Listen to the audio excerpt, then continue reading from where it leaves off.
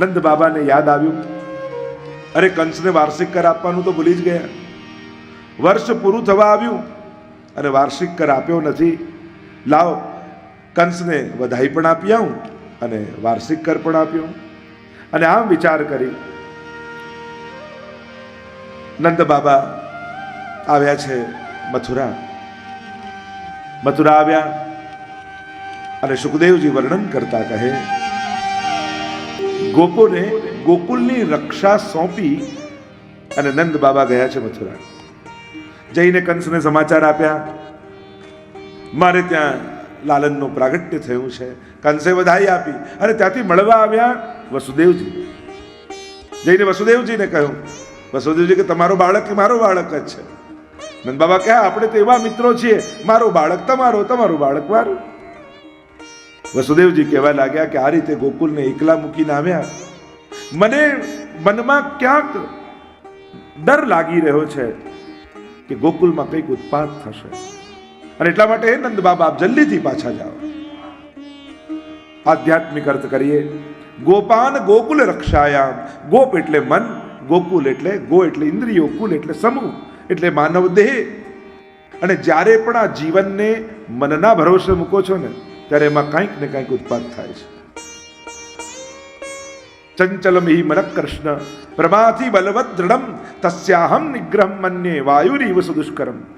ગીતાજીમાં પણ ભગવાનને કહે છે ને અર્જુન કે આ મન બહુ ચંચલ છે અને પકડી રાખવું બહુ કઠિન છે. જ્યારે જ્યારે પણ મનના ભરોસે જીવનને મૂકશો તો મન દોડાવ્યા કરશે. ઘરે હશો તો એમ કહેશો વ્રજમાં ચાલો, વ્રજમાં જશો પોતે ઘરે આવી જશે. આ મનનો સ્વભાવ ચંચલ છે, સ્થિર કરવું કઠિન છે. મહાપ્રભુજી તો સેવાની વ્યાખ્યા એ જ કે ચેતસ્તત પ્રવણમ સેવા, ચિત્ત પ્રભુમાં પરો આવું. એમ તો કહ્યું કે મન 5 દ્વારા વિષયોને ભોગવે છે. શ્રોત્રમ ચક્ષુ સ્પર્શનમ ચ રસનમ શબ્દ સ્પર્શ રૂપ રસગંધ. સીધી સાદી ભાષામાં કહું, મહાપ્રભુજી એવો સુંદર માર્ગ બતાવ્યો કે આ મન જેનાથી વિષયો ભોગવે છે એનાથી જ ભગવાનનો અનુભવ કરવાનો માર્ગ મહાપ્રભુજી આપણને આપ્યો. શબ્દ સ્પર્શ રૂપ રસ અને ગંધ, આ પંચતન માત્ર. મન આ 5 દ્વારા વિષયોનો અનુભવ કરે છે. મહાપ્રભુજી એવો રસ્તો બતાવ્યો, તને શબ્દ ગમે છે તું પ્રભુના ગુણગાન કર, તને રૂપ ગમે છે તું પ્રભુના દર્શન કર, તને સ્પર્શ ગમે છે તું પ્રભુના ચરણ સ્પર્શ કર, તને ગંધ ગમે છે ઠાકોરજીની પ્રસાદી માલાની સુગંધ લે. શબ્દ સ્પર્શ રૂપ રસ, તને રસ ગમે છે રોજ ઠાકોરજીને નિત્ય નવીન સામગ્રી ભોગ ધર અને મહાપ્રસાદ લે. આપણા માટે રોજ રસોઈ બનાવતા હોઈએ, પણ ઠાકોરજીનો અન્નકૂટ હોય ને ત્યારે જ્યારે સખડી બનાવો ને એનો જે સ્વાદ આવે ને એ રોજ પોતાના માટે બનાવ્યું ને એના જેવું ક્યારે ના આવે.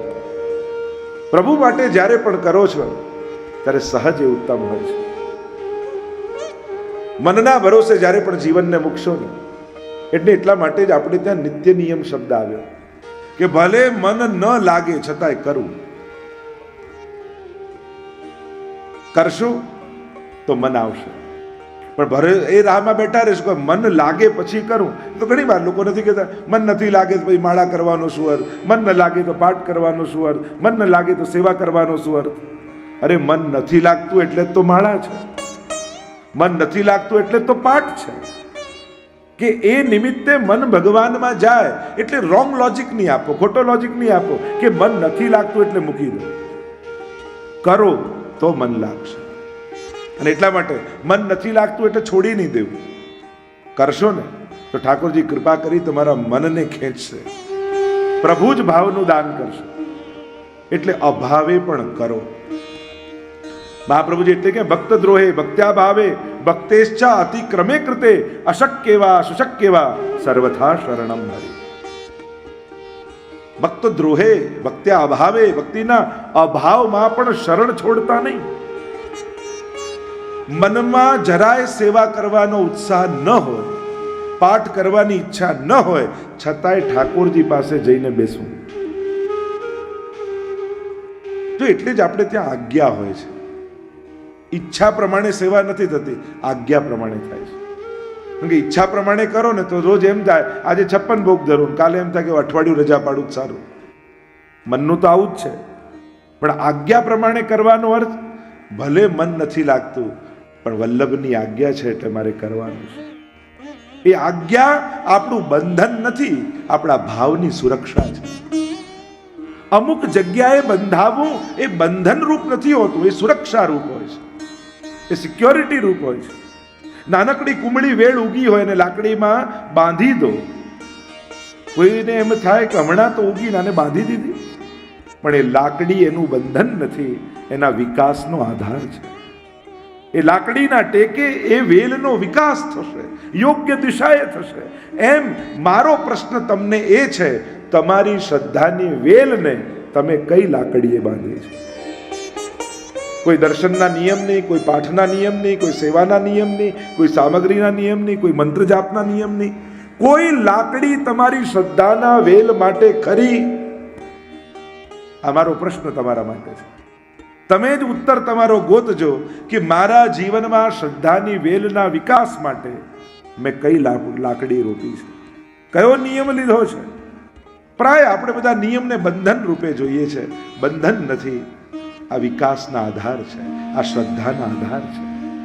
અને શ્રદ્ધાનો આધાર માની એમ વિચાર કરો કે મેં નિયમ લીધો યમનાષ્ટક કરવાનો, હવે હું બંધાઈ ગયો, રોજ કરવું પડશે. ના, સુરક્ષા રૂપે જોઉં.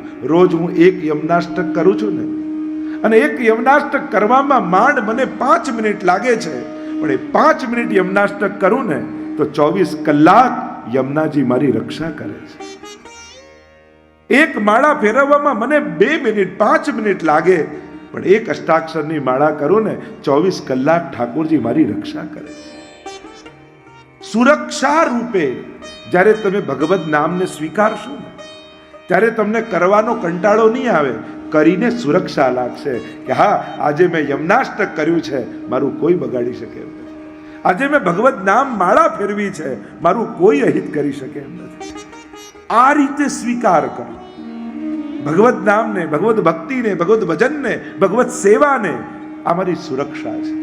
અડધો કલાક ઠાકોરજીની સેવા કરું છું અને એમને પ્રસન્ન કરું છું ને, અને એ રાજી થાય છે ને, તો મારા ઉપર આખી દુનિયાના આશીર્વાદ મને મળી જાય છે. મારું કોઈ અહિત નથી કરી શકતું, મારા દુર્ભાગ્યો મારા ઘરમાં પ્રવેશી શકતા નથી, કારણ હું નિત્ય પ્રભુની સન્મુખતા રાખું છું. જે પ્રભુની સન્મુખતા રાખે ને, દુર્ભાગ્યો એના ઘરમાં પ્રવેશી ના શકે. અને એટલા માટે સુરક્ષા રૂપે તમારી ભક્તિને સ્વીકારો, તમારા નામ, તમારા ભજન, તમારા નિયમને અપનાવો, તો કરવાનો કંટાળો નહીં આવે, કરીને સુરક્ષિત મહેસૂસ કરશો.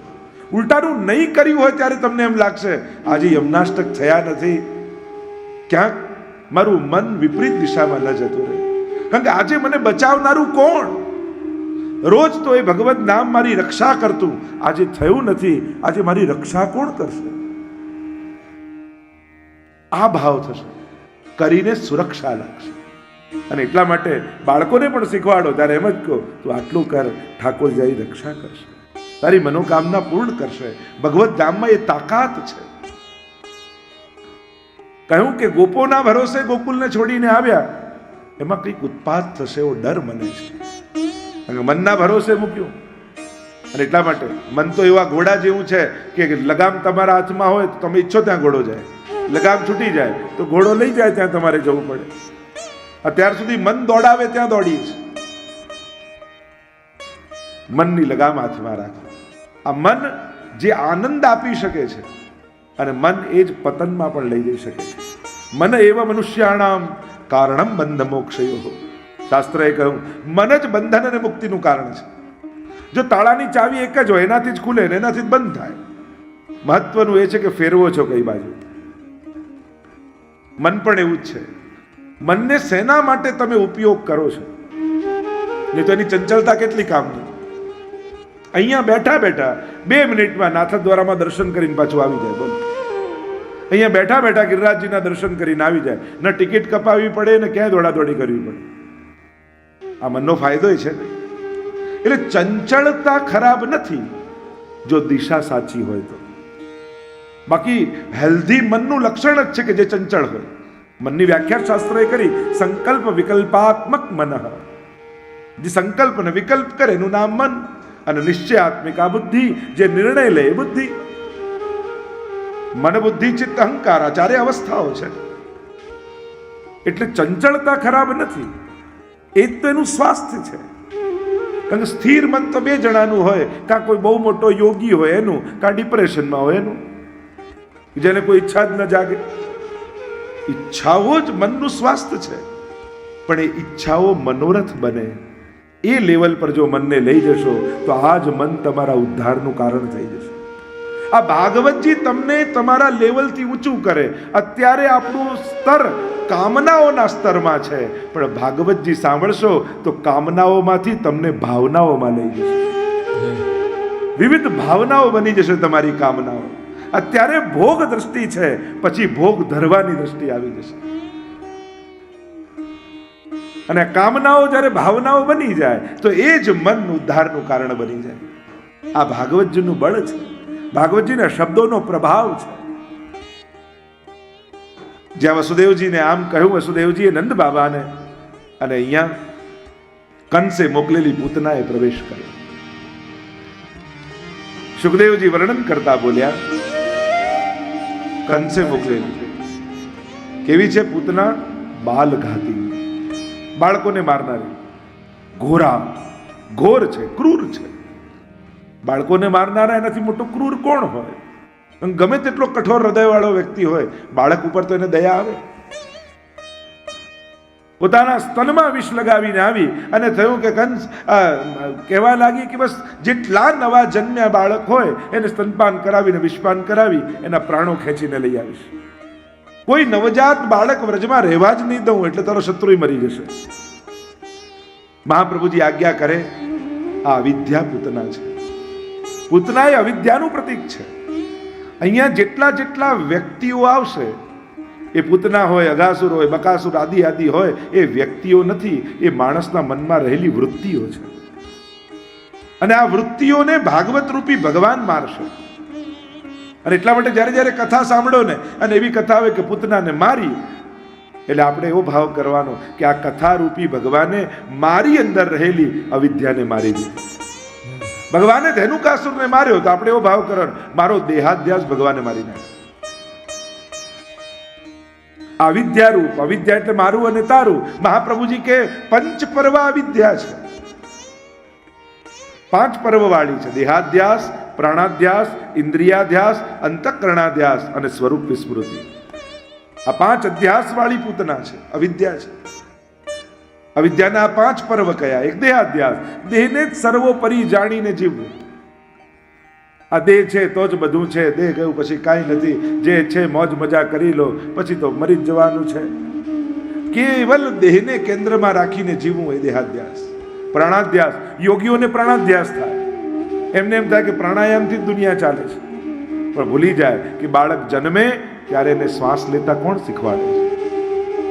કોઈ એવું પ્રેક્ટિસ કરાવે છે બાળકને કે પહેલા એકવાર કુંભક કર, પછી રેચક કર, ને શ્વાસ અંદર લે, પછી છોડ, ને આવું કઈ પ્રેક્ટિસ આવે કે હવે લીધા કર. આ રીતે કોઈ શ્વાસ લેતા સહજ લે છે. એને કોણ શીખવાડે છે? એ શ્વાસ લે છે કે લેવાય છે?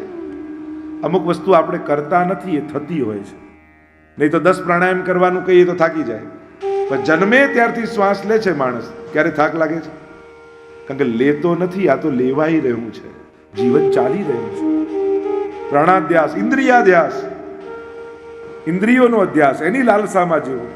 અંતઃકરણાધ્યાસ, અને 5મું કહ્યું સ્વરૂપ વિસ્મૃતિ, પોતાના સ્વરૂપનું અજ્ઞાન. હું કોણ છું એ ભૂલી જશો તો મારે શું કરવું જોઈએ એનું પણ જ્ઞાન નહીં રહે.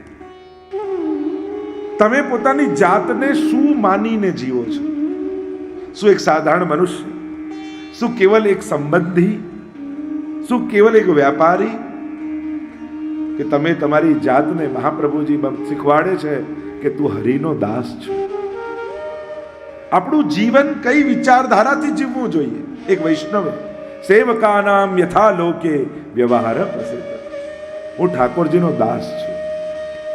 એટલે વ્યક્તિ બનીને, સંબંધી બનીને ન જીવો, હરિના દાસ બનીને જીવો. જીવનમાં શાંતિ આવશે. જીવનમાં જાગતા પ્રશ્નો બધાને જાગે, અનેક પ્રકારના પ્રશ્નો જીવનમાં આવે, સારા ખોટા નબળા પ્રબળ અનેક પ્રકારના મૂંઝવણો ને પ્રશ્નો સામે આવે. વ્યક્તિ બનીને સમાધાન કાઢવા જશો ને તો અશાંતિ આવશે, પણ વૈષ્ણવ બનીને સમાધાન કાઢશો ને તો જીવનમાં શાંતિ આવશે. ગમે તેવી મૂંઝવણ જીવનની સામે આવી હોય ત્યારે વ્યક્તિ બનીને ન વિચારો, હું મહાપ્રભુજીનો સેવક છું, ઠાકોરજીનો દાસ છું, અને આવા સંજોગમાં એક વૈષ્ણવે શું કરવું જોઈએ? આવો પ્રશ્ન પોતાની જાતને કરો. વૈષ્ણવ શું કરે? આવા સમય પ્રભુનો એક ભક્ત શું કરે? એ રીતે વિચારશો ને તો બહુ સારા ઉકેલ જીવનમાં મળશે. પણ હું પેલાનો મિત્ર ને, હું પતિ ને, હું પત્ની ને, હું વ્યક્તિ ને, હું બિઝનેસમેન, આ રીતે લૌકિક પરિચયથી સંસારના સમાધાન કાઢવા જશો તો સંઘર્ષ સિવાય બીજું કાંઈ નહીં આવે. વૈષ્ણવ બનીને કાઢશો તો ત્યાગવાની, છોડવાની, સહન કરવાની વૃત્તિ આવશે. વ્યક્તિ બનીને સમાધાન કાઢશો તો લડવાની વૃત્તિ આવશે. જીવનમાં શાંતિ જોઈએ છે કે અશાંતિ, એ આપણે નક્કી કરવાનું. અને એટલા માટે પોતાના સ્વરૂપનું અજ્ઞાન એ બહુ મોટું અજ્ઞાન.